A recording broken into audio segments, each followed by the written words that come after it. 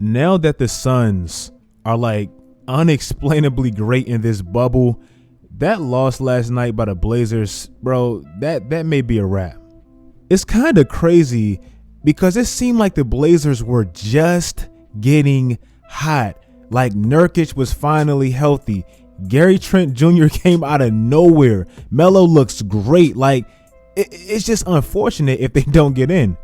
You even had guys like Chuck, which really isn't surprising, but you even had him saying stuff like this. You're not going there yet. The Portland Trail Blazers are getting to the finals. Okay, Dame Dollar. the NBA Finals. The NBA Finals. You said that last year, too. I want to talk about Dame and kind of the unfortunate direction it seems like his legacy is headed in. So far, the word has been that you've been having great shooting sessions. Are you that good at shooting? I know today I thought only 3 misses the whole time. Are you that good of a shooter? Yeah, it's just been constantly getting better at it. I'm that good of a shooter in my head. When Dame got drafted, he came into what really seemed to be the perfect situation for a young player like him. Portland was just really getting over that whole Brandon Roy thing, so Dame basically came in with all the chance to shine, and he did, like ASAP. I don't know if y'all know this, but in his rookie season, this man played all 82 games, started all 82 games, and played 38 minutes a night. Bro, that's LeBron-like, especially for a rookie. He led the damn league in minutes his rookie year. This allowed him to immediately gain confidence, win Rookie of the Year, and basically establish himself as a star really from the jump. By just his second season, he was already an all-star in the loaded West, and Portland was basically his team. Like, LaMarcus was there, but he was the face of the franchise. Also in just his second season, he immediately earned his stripes by hitting one of the coldest walk-off buzzer beaters against Houston. I know a lot of people know about the buzzer beater, but I don't think a lot of people remember the series. That was like a classic guard-big duel, and I mean by both teams. Y'all can try to laugh at Dwight Howard and all that stuff now, but look at the numbers both teams, all 4 stars, look at the numbers they put up in that series. Like, nobody backed down. After Dame hit that shot in that series, Dame pretty much sealed his name, and he was a legitimate star by then. Now, the following season, it definitely wasn't just a straight climb up. Like, it was a roller coaster. Portland got punched in the mouth by a feisty Memphis team in the first round, and I mean, they maintained Dame. Memphis, like, if y'all remember, they were just one of those teams. They had Mike Conley and Tony Allen on the wings. Then they had those 2 trees down low. Like, that was a tough team to beat 4 times in a week. I really don't shame Dame for that, because Memphis, during their times, they beat San Antonio, OKC, the Clippers. Like, that was a tough team. But what made that loss a little bit worse, LaMarcus Aldridge pulled a Kyrie Irving. Like, he just pulled a Kyrie Irving. I don't know why players do this. I don't know if they're just caught up in the moment. They would like lie to a fan base and say they're going to sign with a team and do the complete opposite. And that's exactly what he did.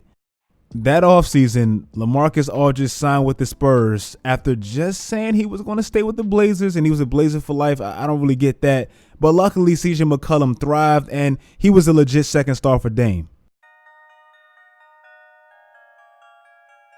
Also, unfortunately, this is where the massive L's come in for Damian Lillard. In 2016, Dame was averaging 25 points and willing that team after LaMarcus left, and somehow he didn't make the All-Star team. Now, I kind of get it. It was Kobe's last year, but bro, I just hate to see that. Literally, directly after that All-Star break, Portland met Golden State, and Golden State was 48-4 at the time. And Dame did this, and he won. He definitely had a point to prove, but even with that, this same team, this was the team that kind of hunted Dame and put a stain on his legacy.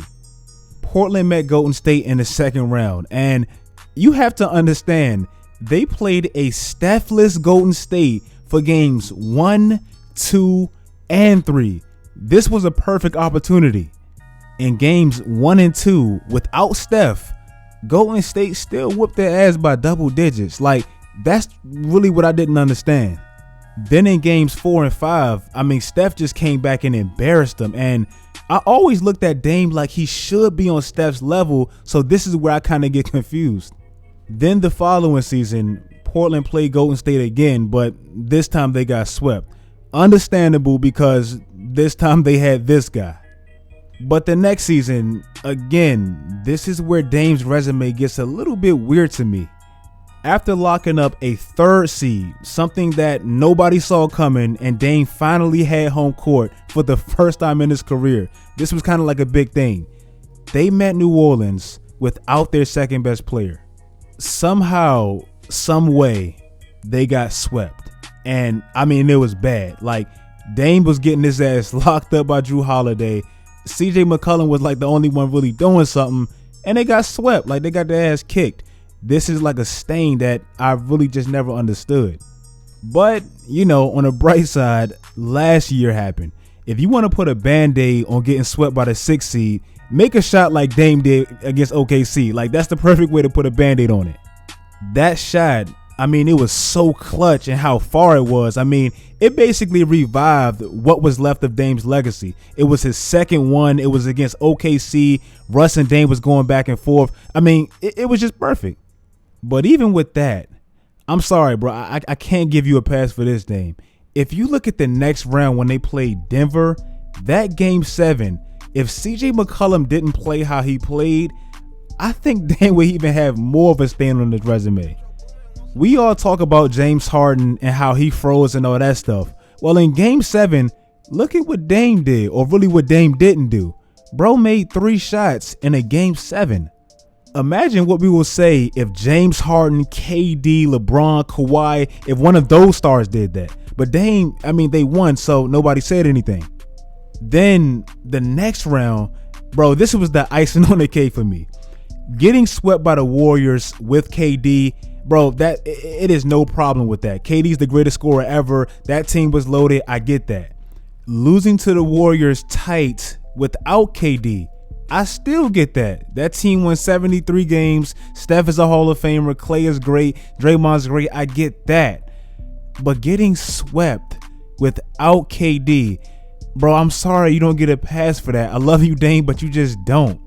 And then the icing on the cake, and what really makes it even worse, they were up by at least 17 points in games 2, 3, and 4, and they couldn't win one game. Bro, Golden State is good, bro. I mean, come on. You can't win one game up 17 points at least in 3 straight games.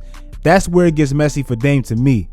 As great as that shot was against OKC, if you look at his stats after that, Dame just didn't seem like he was himself, and I don't really know what it was. I know it's not all Dame's fault, but in 3 straight years, they did get swept 3 straight times. Like, they got to pick that up. If you guys like this video, make sure you guys like this video. I didn't just make this video because of what happened yesterday with Dame missing the 2 free throws and all that. I was really already going to make this video, but bro, that was like the icing on the cake. Make sure you guys follow my Twitter, my IG, my social media sites. Do all that great stuff, guys. Turn on post notifications. Do all that great stuff, guys. And until next time, as always, stay tuned.